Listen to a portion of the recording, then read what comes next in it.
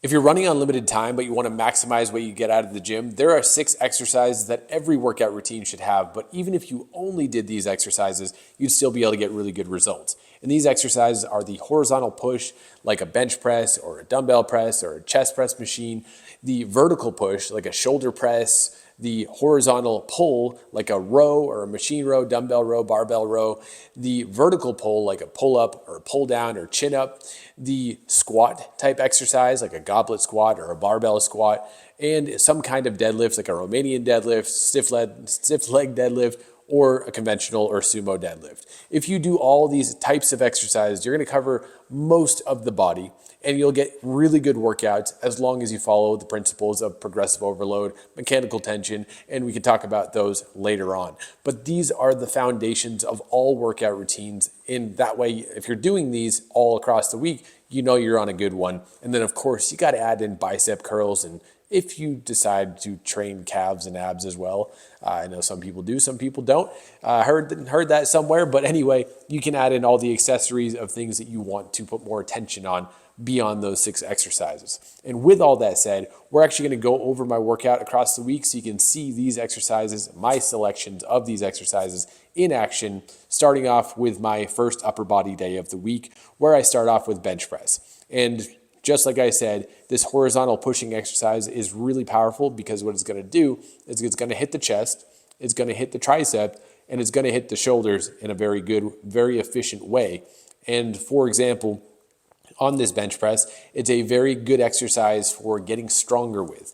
And the way you do that is every single time you hit your rep goal for the week, whatever that might be, where in my case, we're going for sets of 3, and some people, other cases, sets of 6, 8, 12, 15 if you're crazy. Nothing against 15 rep sets. I've done plenty of those myself. But once you hit that rep goal for the given weight, then the next session, you go ahead and add 5 pounds. That means either a 2.5 per side, going up to a 5 per side, 10 per side, whatever it is, adding 5 pounds every time you hit your rep goal is a very good way. And the cool thing is, versus something like a machine, there's nothing wrong with machines either. A lot of those don't have those small jumps, so you have to add more weight and maybe you have to work in a wider rep range. Now, moving on to the barbell rows, this is probably the worst of the okay back exercises, in my opinion. It's not like those weird cable stretch attachment movements. It's really solid foundational back exercise. But if you can do something like a machine row, that's a lot better. Moving on to my next day. Yeah, and seriously, that workout there that you just saw was 2 exercises, 2 sets each, just getting stronger than I did last time. Same thing applies to this one. We're doing the squat. I chose barbell squats because that's what I like to do. You could do goblet squats, dumbbell squats. You could do all different kinds of squat type things where you're squatting down and then pushing up. As long as you can add some kind of resistance or make it more difficult over time, that's good to go. In this case, I did, 195 or 200 or 200 pounds for just the 2 reps. I was not feeling very good this morning. And then moved on to deadlifts. You could do conventional deadlifts, sumo deadlifts, Romanian deadlifts, stiff leg deadlifts. There's deadlift type machines. You could do leg presses between these 2 exercises. There's a lot of different things like hip thrusts. The hip thrust machine is absolutely excellent. You can do it with a barbell as well. The whole point is to have something that hits your quads on the front of your legs and hits the hamstrings and glutes on the back of your legs between 2 compound style exercises. And that covers most of the legs except for, the forgotten calves in my case. I don't really want to talk about it too much. But again, the same principle applies where you add a little bit of weight or shoot for a little bit more reps. I made a whole video talking about how to gain strength and how to do progressive overload. If you look up the video, what is progressive overload anyway? I talk more about the different ways to make progress and what ones to really focus on. And then again, 2 exercises. That's it. Did better than I did last time, and that's that. We're on to the third workout of the week, which is another upper body because I'm really trying to grow my upper body. And we're doing overhead press, and just, again, better than I did last time. It was 5 pounds heavier than last time. 115, got 2 reps. Not super happy about that, but we got good things for the next workout session, which you'll see next week. So a little spoiler, I've already done that workout. Same thing with the weighted pull-ups. I've done enough pull-ups body weight where I feel like, hey, we're going to start adding weight pretty aggressively, and ended up doing 2 reps with 35 pounds attached, which wasn't super great again. But we'll talk more about that in a second. Moved on to the last exercises of the day. We talk about this pretty much every week, but if you're new here, essentially what I do is bicep curls, followed by tricep extensions, followed by lateral raises, all back to back to back. Now, normally I'm supposed to be doing this twice a week on the bench press day and the overhead press day, which you're watching right now. But sometimes I just run out of time in the morning and have to go to work and start a little bit late. And that's exactly what happened on that last bench press day. So we did what we could. We got the foundational exercises in, still made progress because the following week, again, not to spoil too much, I made progress, considerable progress the next time. So it still contributed, which is awesome. And it just really proves what I'm saying here. Again, you'll see that next week. So with this, it's pretty cool to do this with this whole setup where I just do these giant sets because I'm still able to continually add maybe a rep, maybe 2 reps here and there each and every week. And then I can't really see. Did I bump up to 30s here? Looks like I can't read it. But looks like I did bump up to 30-pound dumbbells on this. So that's pretty exciting. And yeah, that's pretty much how I do the workouts. So got a little bit of accessory work.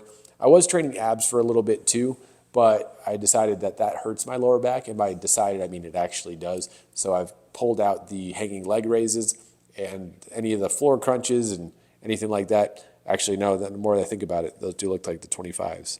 Anyway, the last 2 sessions I did this were with the 30s. So that's another way to increase. The difficulty is increasing the weight, but considering dumbbells are usually 5-pound jumps, it's a little trickier to just jump to the next weight, especially on these single joint exercises like the curls. Curls not so much, but the tricep extensions, like the skull crushers, and the lateral raises. So with all that said, that's my workout. Very simple. And actually, I would argue that it is too simple.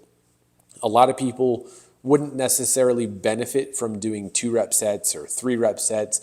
I have a very specific goal, which is why I'm doing 2 upper body days per week, and which is why I'm doing the 3-rep sets. I am trying to increase the weight on the bar as rapidly as possible without going to like single rep sets, barring some freak morning where my knee's not feeling it or my back's not feeling it or whatever thing that happens when you sleep 3 to 5 hours a night with 2 young kids who don't want to sleep.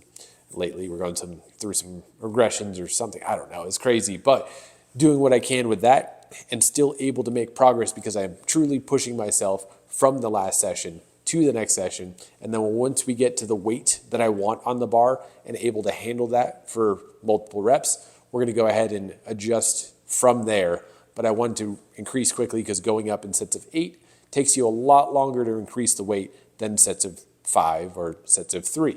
And that's my approach. I'm not recommending this to anyone unless they also have that same goal. And even then, I still may not recommend it, but it is an option out there to do sets of 2 or sets of 3 as long as you know exactly what you're doing and what your goal is and making sure that it contributes to that goal and the long-term vision of what you want to do with your training. So a lot of that does go back to what is your goal? Like, what do you want to train like for the outcome that you want to have? In most cases, people will be good to train somewhere around that 6 to 12 rep range, probably smack dead in the middle of between 6 and 12, so like 9 maybe? No, probably like that 8 rep range is good because if it's something that's heavy, you can push to 8. If it's something that's a little bit lighter, it might not be bad to use 8 rep sets to really practice technique. But then again, you can also use 3 reps. There's so many different things you can do, and there's not any necessarily rules to training. There's not like laws you have to follow with training, but there are principles that you can apply to your training regardless of rep range or exercise selection or training frequency or how you lay out your workouts, that if you follow progressive overload and then putting the tension on the muscle, good things will happen. And that's my whole point. So hopefully you enjoyed this. Stay tuned for next week. I'm going to go ahead and do that. I'm also going to be posting a video about my plans on this YouTube channel because the upcoming year is coming up very quick. So stay tuned for that. It's probably going to be something like why I'm going all in on YouTube. I'm probably going to post that one next. Also going to share more diet insights, training, like diet training and mindset insights to help you with diet, to help you with training, to help you with mindset so you can lose the weight, keep it off, and get stronger and build some muscle so you can be proud of what you look like. Because that's the goal. Like, you want to just be proud and confident and feel good and have energy. And if anyone could say anything about giving you, like helping you get energy, again, sleeping like sometimes 3 hours a night. Not recommending it, but still able to go through each and every day because I got the energy. I'm 35. I'm getting the years are going up. Anyways, I'm gonna stop rambling. Thanks so much for being here. Go check out more videos on my channel. And if you want to work with me one-on-one, go ahead and click the link in the description, and we will talk to you. And by we, I mean I will talk to you next time.